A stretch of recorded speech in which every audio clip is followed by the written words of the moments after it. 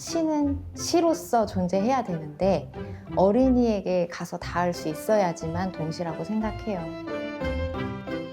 퍼즐. 나는 뱀이 무섭지 않아요. 한 번도 보지 못했거든요. 번지점프도 무섭지 않아요. 한 번도 해보지 못했으니까요. 나는 키가 작고 글씨를 잘 쓰고 노래를 좋아하고 피자치킨은 싫고 떡볶이는 좋아요. 하지만 사실 나는 나를 잘 모르는 것 같아요. 안 해본 것도 많고 안 가본 곳도 많으니까요. 나는 몇 개짜리 퍼즐일까요? 나를 얼마나 발견해야 나를 안다고 할 수 있을까요? 나에 대해 몇 가지나 알아야 퍼즐이 완성될까요? 저는 대한민국의 동시작가 임희진입니다.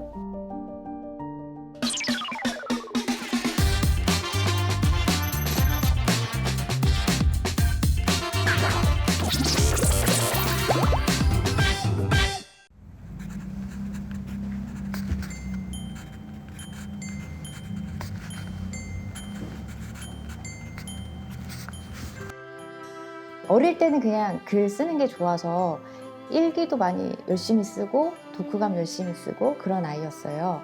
편지를 굉장히 열심히 썼는데요. 편지에 대한 피드백이 되게 좋았어요. 저는 네 편지를 받으면 마음이 되게 좋다 뭐 이렇게 얘기해주면 되게 내가 글 쓰는 사람이 될 수 있을 것 같은 그런 생각을 좀 하게 됐던 것 같아요. 글을 계속 쓰고 싶기는 했는데 어떤 장르를 쓰고 싶은지 모르고 다 써봤던 것 같아요. 시도 쓰고 소설도 쓰고 수필도 쓰고 막 동화도 쓰고 막 썼는데 구체적이진 않았거든요. 그러다 보니까 동시를 들으러 가서 처음 들은 시가 너무 좋았던 거예요. 그 시가 한민복의 반성하고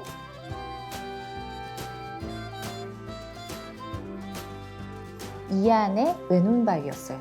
그 두 시를 듣고 제가 진짜 완전 빠졌어요. 제가 자리에서 반쯤 일어났던 것 같고요. 이게 뭔가요? 라고 물어봤었고 이게 동시입니다 라고 하셨거든요.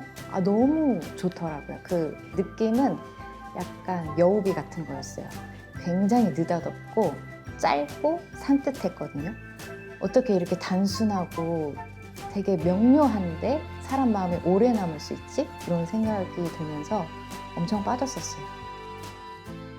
제가 30 후반이에요. 40 다 돼서예요. 후반에서 제가 그걸 접하고 1년 동안은 거의 미쳐서 뭘 보면 다 동시인 거예요. 그래서 연필심만 불어줘도 연필이 톡 부러지고 나니까 마음이 편안하네. 그러니까 뾰족할 때는 왠지 마음이 조마조마한 거 있잖아요. 세게 잡을 수가 없고.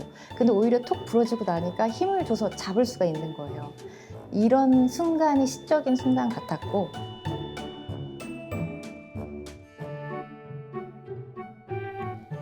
연필 톡. 너무 뾰족하게 깎은 연필. 부러질까봐 조심조심하다. 톡. 앞이 조금 부러진 거 있지? 그제야 연필을 힘주어 잡았어. 힘을 주어 글씨를 쓸 수 있었어. 제가 등단작은 숭어였는데 그 숭어는 큰아이를 약간 경험을 통해서 쓴 거였고 큰아이는 한 5살 될 때까지 좀 관심이 있는 게 없었어요. 보통 5살 정도 되면 애들이 공룡, 자동차 뭐 이런 거에 관심이 있고 놀이터에서 노는 거 엄청 좋아하는데 얘는 딱히 좋아하는 게 없더라고요. 그래서 엄청 걱정이 됐어요. 말이 너무 없었고 스파이더맨을 보고 나서 곤충에 엄청 빠지는 거예요.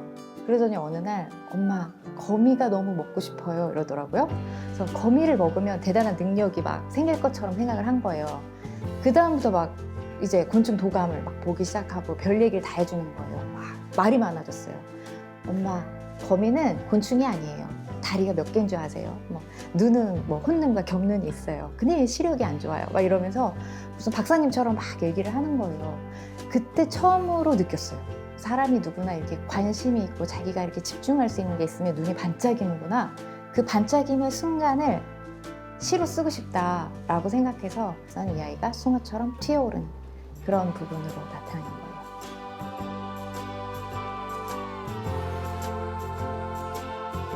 삼각뿔 속의 장 같은 경우에는 둘째가 너무너무 예민한데 그 예민함이 잠의 부분에서 되게 큰 것 같아요. 그 예민함 정도가 예를 들면 제가 노트북으로 뭘 이렇게 하다가 잠깐 있으면 노트북 펜 돌아가는 소리에 문자가 와요. 엄마 노트북 펜이 너무 돌아가요.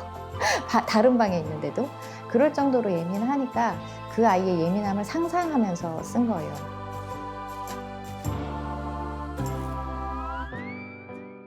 삼각뿔 속의 잠. 삼각뿔 안에 찰랑찰랑 담긴 잠이 뾰족한 쪽을 아래로 두고 서서 자요. 자기 전에 먼저 책상을 정리하고 서랍을 꼭 닫고 소리 나는 시계를 방에서 추방하고 창문을 꼭 잠그고 커튼을 치고 이불도 반드시 펴고 불을 끄고 안대를 하고 눈을 감아요. 그래도 밤사이 몇 번이나 잠이 눈을 뜨는지 몰라요. 얼음, 모든 감각에 나를 세워 흐트러진 게 없나 살펴봐요. 삼각뿔의 뾰족한 쪽을 푹신한 쿠션들로 잘 받쳐둬야 해요. 엎어지면 잠이 깨지거든요. 삼각뿔 속의 잠 같은 경우에는 제가 오랫동안 써온 얘기인데 이 써온 얘기들을 제가 이제 가지고 보니까 정체성에 대한 얘기가 되게 많더라고요. 나는 누구지? 뭘 좋아하지? 어떻게 해야 되지? 이런 게 많아서 내가 내 안에서 나를 탐구하는 게 나는 퍼즐 같다라고도 생각을 하고 나는 미로 같다고도 생각을 하면서 저는 좀 정체성에 포인트를 맞췄다면 심사위원이나 아니면 편집위원들은 이 정체성보다 더 강한 화자를 발견해 준 거예요. 그게 예민한 화자가 특별하다라고 봐준 건데 예민한 아이의 발견이다. 그러니까 예민함이 까칠함이 아닌 뭔가 관찰력도 더 뛰어나고 다감한 그런 아이로 보여진다. 이렇게 평가를 해주셔서 예민한 아이. 내 눈은 고성능 카메라야. 미세한 표정 변화도 놓치지 않아. 내 신경은 고성능 안테나라서 사람들 기분을 살피느라 늘 곤두서 있어. 고성능 기계는 에너지가 많이 필요해. 금세 방전되고 가끔은 아무 버튼도 안 먹힌다니까. 초록 불빛이 깜빡깜빡. 방전되기 직전이야. 충전하려고 콘센트를 찾고 있어. 미안, 나 먼저 갈게. 집에 가서 충전해야겠어. 난 예민한 아이니까. 솔직하면 되는 것 같아요.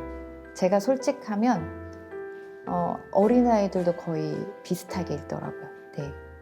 그러니까 두려움은 두려움으로 쓰고 질투는 질투로 쓰고 그런 되게 본질의 나를 그냥 솔직하게 쓰는데 아이들이 이해할 수 있는 말과 상황이 되면 충분히 아이들도 이해할 수 있다고 생각해요.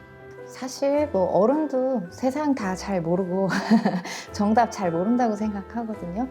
그래서 제가 어른들이 할 수 있는 일은 자기 일을 자기가 열심히 하는 것 뿐이라고 생각해요. 그냥 아이들이 보는 건 어른의 열심이고 어른의 진심일 거라고 생각을 하지 어른이 뭐를 가르쳐 주는 거는 어려운 것 같아요. 저도 기억에 남는 어른들은 사랑을 실천하는 사람이었고 자기 일을 열심히 하는 사람이었지 저한테 훈계의 말을 한 사람은 아니었어요.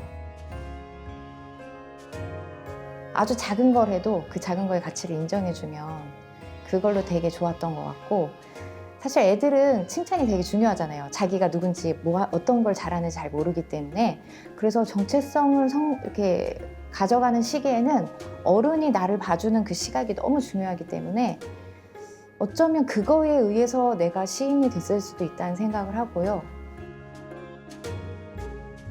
신문 기사에서 5살짜리 아이에게 이제 이렇게 기자님이 가서 사진을 찍는데 아이가 손을 들고 살려달라는 표시를 한 거였어요. 되게 충격적이었죠. 원래 사진 한 장이 주는 되게 충격적인 메시지라는 게 있잖아요. 사회적인 메시지.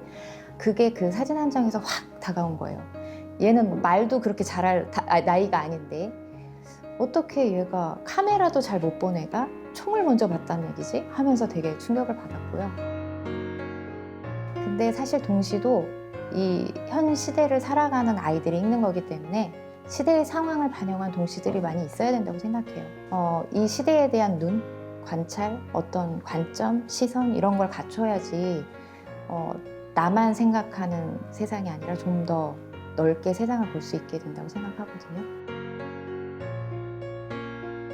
사실은 동시는 어린이를 위한 시가 맞긴 하죠. 동심을 담은 시니까 좋은 동시는 어른도 감동할 수 있는 거라고 생각을 해요. 이 어린이가 연령을 얘기하는 건 아니니까요. 우리 안에 다 어린이가 있다고 생각을 하고 우리는 언제 다 어린이였고요. 그래서 저는 동시가 뭐 7세에서 13세까지 읽는 문학이라고 생각하지 않고 7세에서 103세까지 읽는 문학이라고 생각을 하거든요. 어른에게도 아이에게도 공감이 되는 동시를 쓰고 싶어요.